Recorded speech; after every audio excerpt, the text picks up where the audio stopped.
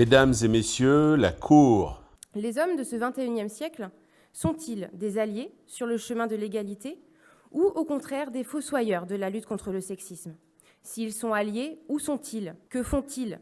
L'État dépense 95 milliards d'euros chaque année pour répondre à la virilité. Les hommes sont surreprésentés dans tous les types d'infractions, et notamment les plus graves.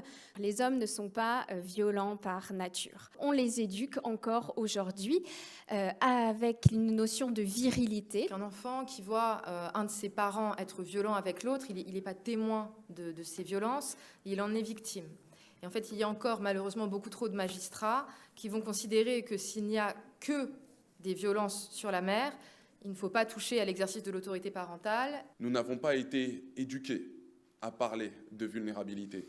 Nous confondons la vulnérabilité avec la faiblesse. La question du sexisme n'est pas un problème de femmes, c'est un problème d'hommes.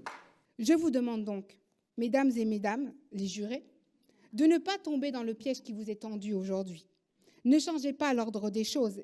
L'immobilisme a aussi ses vertus. Je vous demande donc d'acquitter l'accusé le sexisme. En France, toutes les 7 minutes, une femme est victime de viol.